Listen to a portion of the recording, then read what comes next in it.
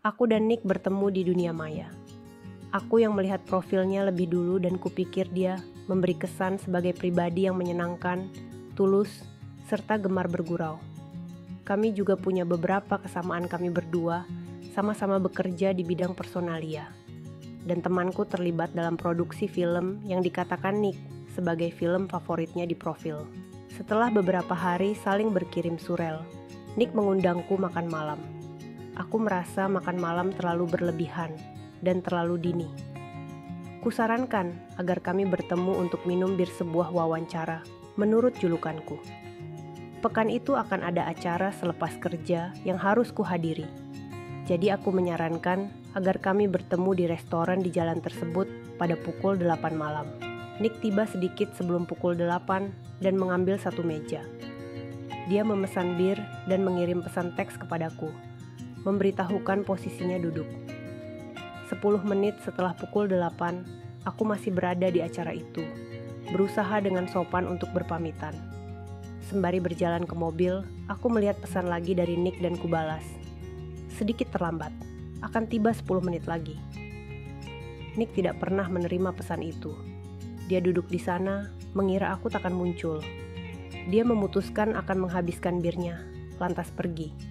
Pada tegukan dan 1 menit terakhir, aku muncul. Wawancara kami tidak istimewa atau luar biasa, kami sekadar bercakap-cakap selama 1 jam. Saat Nick mengantarku ke mobil, aku bisa merasa dia tidak akan mengajakku pergi lagi. Jadi, aku bertindak lebih dulu dan bertanya, "Apakah kita akan bertemu lagi?" Nick berkata, dia akan meneleponku, dan dalam beberapa hari kami sudah membuat janji untuk berkencan sungguhan kali ini di restoran dan toko anggur yang romantis. Kencan kami berjalan luar biasa. Sangat menyenangkan duduk dan berbagi beberapa hidangan dari menu, menyesap anggur lezat, dan mencoba saling mengenal. Nick pastilah sudah melupakan kesalahanku terlambat datang ke wawancara kami. Karena aku jelas ingat melihatnya duduk semakin dekat, dan semakin dekat sepanjang acara makan malam kami. Pada akhirnya, dia duduk di sebelahku, dan kaki-kaki kami saling menyentuh.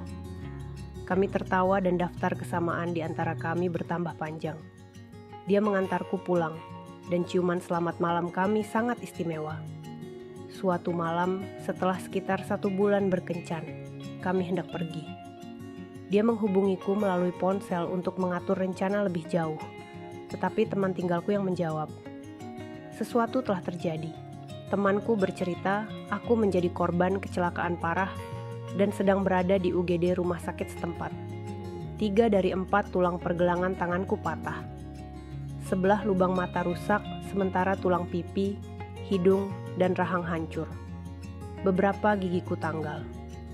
Nick bertanya apakah dia dapat datang menjengukku, dan temanku menerangkan bahwa mantan pacarkulah yang menerima telepon dari UGD dan sedang bersamaku, jadi dia tidak menyarankan Nick untuk datang. Saat kecelakaan terjadi, aku tidak membawa ponselku. Perawat UGD harus mencari informasi kontak dari orang yang kukenal melalui buku telepon. Nomor ponsel tidak ada di situ, dan mantan pacarku adalah satu-satunya orang yang nomor telepon rumahnya terlintas di pikiranku. Selama 7 hari berikutnya, Nick mengirim pesan atau menelepon teman tinggalku setiap hari, menanyakan kabar. Dia selalu bertanya kapan dapat datang, dan selalu mendapat jawaban yang sama, bahwa aku belum dapat ditemui. Setelah mengalami trauma parah, aku belum siap melihat seseorang yang baru kukencani sebulan belakangan, dan aku pun belum dapat berinteraksi dengan penjenguk mengingat kondisiku. Butuh waktu 4 hari sampai aku mulai bisa merespons dan sadar mengenai apa yang terjadi. Nick mengirim bunga setiap 2 hari dan terus mengecek keadaanku 2 kali sehari. Akhirnya, setelah 7 hari dirawat di unit trauma, dan setelah menjalani operasi rekonstruksi pergelangan tangan dan wajah, aku menghubungi Nick. Kukatakan bahwa keadaanku kacau. Entah kapan aku akan sembuh. Mengencaniku akan merepotkan, karena kami baru mengenal selama kurang lebih 5 minggu. Jadi kupikir yang paling baik adalah dia meninggalkanku. Nick tidak setuju.